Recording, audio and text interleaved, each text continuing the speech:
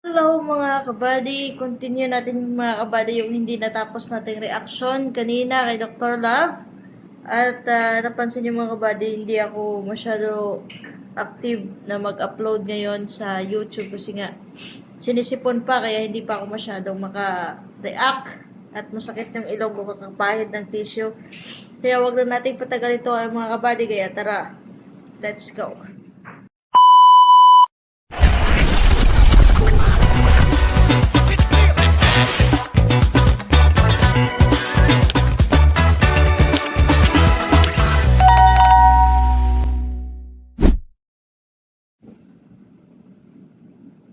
Di po ba? Hmm. Wala pong problema sa akin yun. Sabi nga nila darating na ang karma mo. Ito na nga. Ito na sinasabi ng karma. Pero itong karma na ito, hindi gawa ng Diyos. Ito ay magawa ng tao na nagpakademonyo. Oo, na kung saan, doon ka din ang galing, di ba? Tao ka din, na hindi nag-iisip, nagpadala sa pagkademonyo. Doon ka din ang galing Doklab eh. Kaya nga, di ba? Ngayon, natatamasa mo na yung hindi mo dapat matamasa. Dahil din yan, hindi ka nag-iisip eh. Pabara-bara ka kasi yung sa'yo kasi, ang importante kasi sa'yo doon, kung paano ka kumita at paano ka kikita. Hindi mo iniisip yung mga taong masasaktan at masagasaan mo sa part na ganun.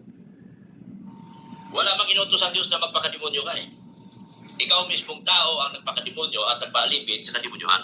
Narinig yung mga kabali sinabi ng Dr. Lab? Ulitin natin. Ulitin natin. Wala mang inutos ang Diyos na magpakademonyo ka Ikaw mismong tao ang nagpakademonyo at nagpaalipin sa kademonyohan. kaya pala nagiging kaya pala naging nagkadalit-litsi na yung buhay mo dahil nagpa-alipin ka sa mga kademonyuhan din na kung saan ngayon ay natatamasa mo na yung mga bagay na kung saan resulta na ng pagpaalipin mo sa kademonyuhan. Makinig kayo mga kabady sa kanya kasi ranas niya na experience na niya. Kaya gano'n na. Pero yung ipafranti mo ngayon dito yung Diyos do. Maling-mali. Dapat umpisa pa lang naisip mo yan kung may takot ka sa Diyos. Pero ngayon na andito ka na sa point na ganito, ipang-fronty mo na yung Diyos ngayon para lang maging malinis ka at para lang makita na nagbago ka na. Hindi sa ganong sitwasyon masasabi mo na makuha mo kaagad yung simpatya namin na nagbago ka. Kasi ilang beses mo na ginawa yan 'di ba? Ilang beses mo na ginawa yan, paulit-ulit. So, paano mo pa kami mapaniwala sa ganyang strategy mo? Nabistado ka na. Ngayon na ginagamit mo yung Diyos pang fronty mo para para mawala yung inis at galit ng mga pro-kalingap sa'yo. Hindi mo na madala sa kadramahan yung mga solid kalingap at nakakaalam po anong klaseng tao at pagkatao meron ka. Ito ang nangyari sa akin, hindi ito karma. Once and for all, sasabihin ko, hindi po ito karma. Hindi daw karma. Yan ang tawag mo dyan. Yan ang tawag mo dyan, Doc. Nagagawa nito ng tao na nagpaalipin at nagpakademonyo. Ano sabi niya? Sasabihin ko, hindi po ito karma. Kagagawa nito ng tao na nagpaalipin at nagpakademonyo. So once and for all, hindi ito karma kasi ito ay kagagawa ng tao na nagpaalipin sa demonyo. So ibig sabihin niyan, Dok, isa lang yung pinupunto mo dyan. Nagpaalipin ka sa demonyo. Hindi karma sa'yo yan kasi yan na yung resulta nung panahon na nagpaalipin ka sa pagkademonyo. So malinaw na ikaw na mismo ang nagpo-point out dyan na nagpaalipin ka sa demonyo. Hindi mo siya maklaim na karma mo yan dahil gawa ngayon ng tao na nagpaalipin sa demonyo. Na which is, na yan ay ang ginawa mo. Kaya hindi mo maklaim na karma sa'yo yan dahil ikaw bilang isang tao nagpaalipin ka sa demonyo. Kasi kung makatao ka talaga at makadiyos ka, diyan pa lang makiklaim mo na na karma ko na ito kasi ganito, ganyan yung ginawa ko. Pero hindi mo makiklaim, hindi mo nakiklaim Hindi mo natatanggap na karma na yan sa'yo. Dahil ginawa yan ng tao na nagpaalipin sa demonyo. Na which is, yan yung katayuan mo ngayon. Kaya hindi mo maklaim-claim na karma na yan sa'yo. Malinaw mga kabady, di ba? Siya na mismo ang nagbitaw niyan. Na hindi niya karma yan. Once and for all. Hindi niya karma yan dahil kagagawan niya ng tao na nagpaalipin sa demonyo.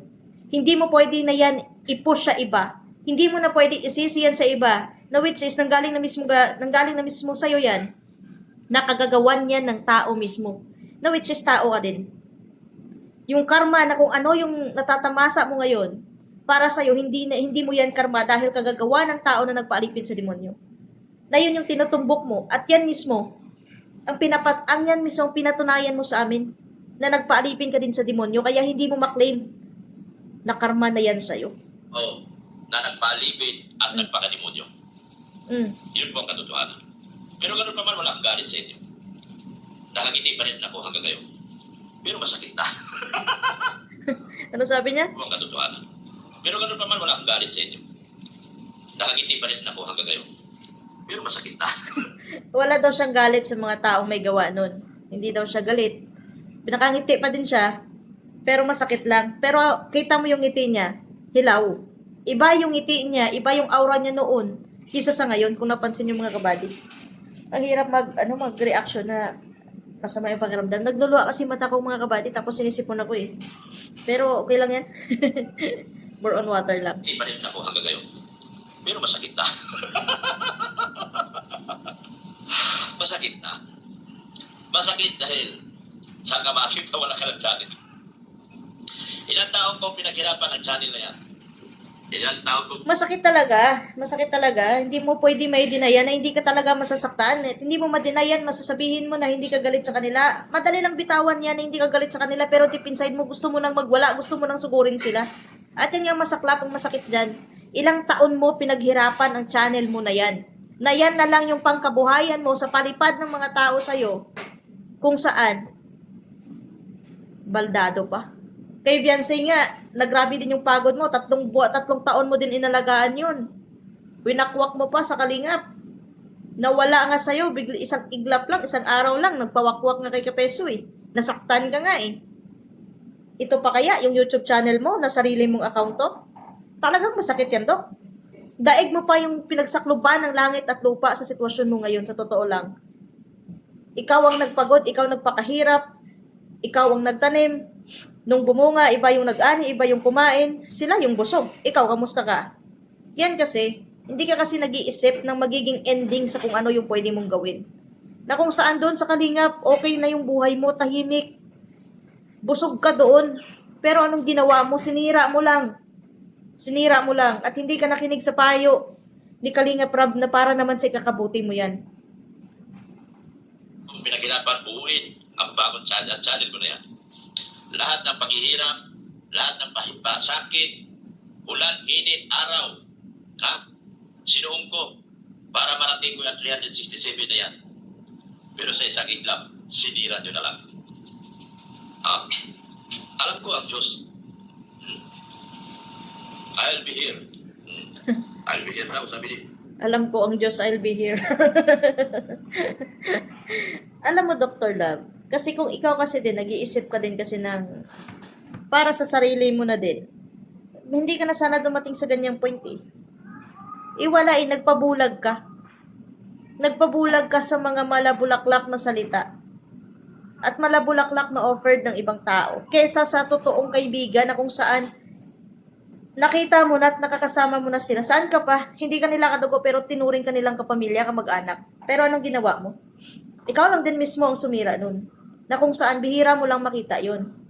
Ngayon, katulad nilang sinabi mo, sinuong mo yung init, ulan, tsaka nagpakapagod ka dyan, nagsakripisyo ka dyan para maabot mo yung 367k subscribers na yan, na ngayon bigla na lang nawala. So malaking ano na yan sa'yo, malaking aral na yan sa'yo, na kung sino yung mga taong tinanggap ka kung sino ka, yung mga taong hindi ka kadugo pero pinahalagahan ka, kailangan mo nang pahalagahan din sila. Hindi porket nakuha mo na lahat ng gusto mo sa kanila, gagawin mo na silang kaaway. Tatratuhin mo na silang kalaban. Malaking ano na yan sa'yo, malaking sampal na yan sa'yo. Ngayon, saan ka pupulutin ngayon? Pinipilit mo sarili mo na makabalik sa kalingap, na tatanggapin ka ulit sa kalingap? Huwag ka na mag-expect ng sobra. Kung makabalik ka man sa kalingap, hindi na ganun katulad dati, yung pakikipagsama nila sa'yo. At sinasabi na mismo ni Kalingap Rab at ni Kuya Val na hindi ka na makakabalik sa kanila. So ngayon, Tama na sa pagkaka, ano mo, sa imagination mo. Masasaktan ka lang talaga din. Sa totoo lang. Andyan pa si Kuya Kendra, andyan pa si Kuya Miel sa loob ng kalingap. Alalahanin mo. I'll be here. I'll be here daw, sabi ni. Marunong ka ako dito. Manailis. Kakanta siya mga kabady. Hirapan ako dito. Tomorrow morning, if you wake up. Kumakanta siya. Tomorrow morning, if you wake up daw. Sana matauhan ka na sa ginawa mo. Malaking ano na yan sa'yo, malaking, ano tawag dito, malaking leksyon na yan sa'yo, Dr. Lab, ang ginawa mo. Na sana, bago mo sana masamain yung mga taong nakatulong sa'yo, isipin mo muna kung paano din sila naging mabuti sa'yo. Lalo na, nung panahon na walang-wala ka. Balikan mo yung mga part na yun, kung gaano kahirap sa sitwasyon mo at bilang isang ama ka sa pamilya na binuo mo. Tapos ganito na lang yung nangyari. Gaano kahirap yan, Dr. Lab? So, masakit lang din dyan. Nagpakahirap ka dyan sa channel mo, na wala na lang bigla, na yan na lang yung pangkabuhayan mo, may pinapaaral ka pa, may pinapakain ka pa. Dapat na umpisa pa lang inisip mo din kung ano yung meron sa kalingap, na kung may umaasa sa'yo, mas marami pang umaasa din sa kanila para lang may iahon sa hirap. So ngayon, dahil natamasa mo na yan, nawala na sa'yo, tama yung sinabi ko mga kabali noong umpisa, di ba? Nung yung na-reaction na ni Kuya Val, nung napansin niya ako doon sa naging reaction ko about sa pamilyang Batalero, na kung saan, di ba, nasabi ko doon mga kabady. Balikan ko mga kabady ha, papanoorin ko sa inyo ulit, saglit lang. So, tagal kong nahanap mga kabady kasi sa Facebook to eh. Ipapakita ko sa inyo kung ano yung naging reaction ni Kuya Val sa naging reaction ko din sa pangyayari sa kanila. Sabi na makontento ka kung ano meron sa'yo. Yan, bibigyan niyo po. Kung anong meron ka, pasalamatan niyo po. Kung anong merong blessing po na dumating, ito man ay maliit, malaking blessing, dapat makontento tayo. Huwag naman magandang mas malaki pa. Dapat matuto magpasalamat sa Panginoong Diyos. Walang masama ang mangarap o maghangad ng sobra-sobra, pero huwag kang humakbang sa mali. Hindi man daw po masamang mangarap. Tama. Totoo yan. Ha? Di masamang mangarap kung anong gusto mong gawin, pero dapat sa tama lang po. Huwag humakbang na alam mong mali. Tulad niyan. Alam mo man na makakalingan po yung natulong. Pinahayan. Binigyan ng pangkabuhayan. Lahat na lang po nasa kanila. Pero hindi ko alam kung bakit kung anong gusto nilang mangyari. Kasi kapag nilakbangan mo yan na ginamitan mo ng maling pamamaraan, nakukuha mo siya. Pero mabilis ka lang madapa.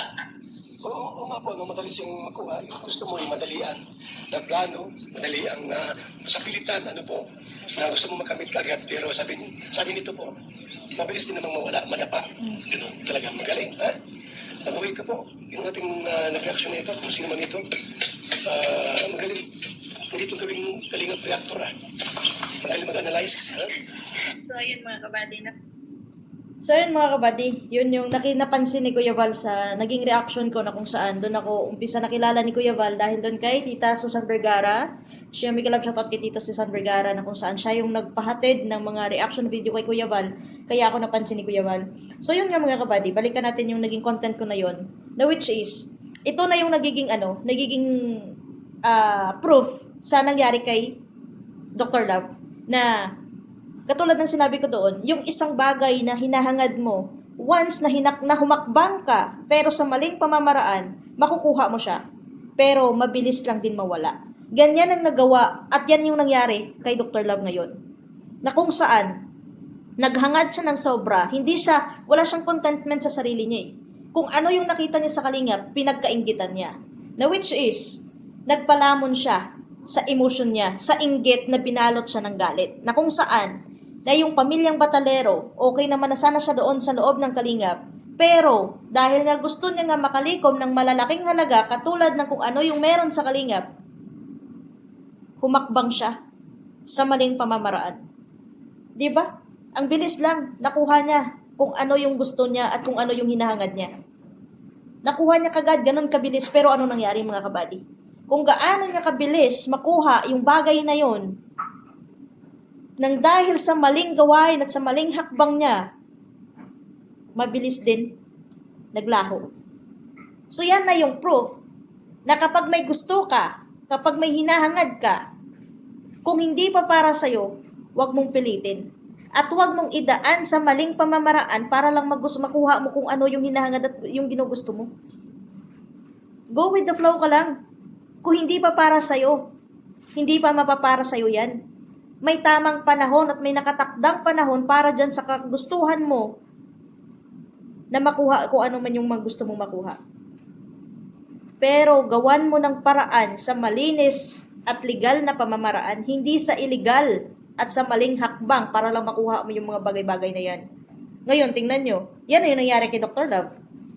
'Di ba? Yan na yung patunay na yung isang bagay kapag ginusto mo at wala kang contentment sa sarili mo at nakuha mo siya ng mabilisan sa maling paraan, ganon din kabilis mawala ang lahat sa isang iglap lang. So, natatawa na lang ako kay Dr. Love ngayon kasi nung panahon na okay sila nila Kapeso at ng Batalero family, aktibo siya eh. Napaka-energetic niyang tao. Hindi siya nakakaalala sa Diyos, na hindi nga niya mabanggit-banggit yung Diyos. Pero ngayon na nandito na siya sa sitwasyon na ganon, pangfrontina niya ang Panginoon para lang masabi niya na wala siyang ginagawang mali. At sinasabi niya pa na nakikita ng Diyos kung anong ginagawa ng kabila na kung sino man ang may gumawa sa sa account niya para masira. Pero hindi niya naisip nung ginagawa niyang pangbabastos at paninirang puri sa kapwa niya, dilat din ang mata ng Panginoon para makita din kung ano yung pinagagawa niya. Na ngayon, hindi niya maklaim na karma na kung ano meron sa kanya dahil gawain daw yun ng tao na nagpaalipin sa mga demonyo. Na which is, kung ano yung nabitawan niyang salita, yan din yung naging salamin sa kung anong klaseng tao siya. Kaya wag mong gamitin yung Diyos, Dr. Love, para lang may pang-fronty ka dito na masasabi mong inosente ka, na masasabi mong biktima ka. Yan ang mahirap kapag ang tiwala na ng tao ang sinira mo na kusang binigay yan sa'yo pero hindi mo pinahalagahan yun. Kung sa'yo hindi mo makredit, hindi mo maklaim na karma sa'yo yan, nasa sa'yo naman na yan. Ikaw naman yan eh. Hindi naman namin pwede ipagdikdikan sa'yo na karma na yan sa'yo, ganito, ganyan. Kung yan paniniwala mo, hindi karma sa'yo yan, okay, choice mo yan. Pero sino magsasuffer? Ikaw din naman, hindi naman kami, di ba? Kaya, Dr. Love, hindi ka bawasan sa sarili ang tumanggap ng pagkakamali at hindi ka bawasan sa pagkatao mo ang aminin kung anong meron ka ngayon dahil din sa pinagagawa mo. Di ba? Yan yung tunay mga katao, mga kabady. Yung marunong kang gumawa ng mali, pero matuto kang tumanggap kung ano yung pagkakamali mo. Pero yung alam mo ng mali ka, maging mapagmataas ka pa, idadamay mo pa ibang tao, ipafaranti mo pa dito yung Diyos para lang masabing biktima ka. Maling-mali. So mga kabady, hanggang dito na lang yung ating reaction video at hindi ko na talaga kaya at nagluluha yung aking mata at sinisipon. Hindi ko alam kung bakit, hindi pa naman taglamig dito pero siguro sa alikabok. At by November pa naman magtataglamig dito at siguro sa aircon na din. So mga kabady, mag-ingat kayo palagi at sa lahat po na mga solid kabady, solid kalingap, huwag natin kalimutan suportahan si Kuya Val, ang ama ng Kalingap Tahanan, Kalingap Foundation, Kalingap Community at syempre si Ate Edna Vlogs, Kalingap Rab, kay Jackie at sa lahat po ng Kalingap Partners, Kalingap Community, Kalingap Reactors at sa lahat-lahat, kaya mga solid Kalingap, solid kabady, maraming salamat. Nailang lang ako minsan kung ano itatawag ko sa inyo, kung solid kabady ba, solid Kalingap. Kaya parang naisip ko na lang na itawag na lang mga Kalingap Buddies. Kalingap Buddies na lang para hindi natin maiwan yung pangalan na nasimulan natin ang kabady at hindi din natin mapag-iwanan ang Kalingap na kung saan nandito tayo ngayon. Kaya napag-isipan ko, i-combine na lang silang dalawa, magiging Kalingap Buddies na. Kaya mga Kalingap Buddies, sa ang sulok ng ngayon ng mundo, mag-ingat kayo palagi at huwag kalimutan na ingatan natin ang ating sarili. Kaya na sinisipon ako. So ngayon mga Kalingap Buddies, mag-ingat kayong lahat at God bless sa ating lahat. Mega love shoutout kay Tita Susan Vergara, kay Kuya Val, syempre kay Kalingap Rob, kay Ate Edna, kay Jackie, at sa lahat po ng Kalingap Reactor, kay Kuya kay SM, Kuya Marciano TV, Tita kay Mama MC, Marilyn Chiang, kay Ate Marilyn Pablo, kay Ate Bupil, kay Papa Shider, Papa Ver, Kuya Mel, at sa lahat po ng mga Kalingap Reactors dyan, may love shoutout sa inyong lahat. Ingat, God bless, at to God be the glory sa ating lahat. Bye!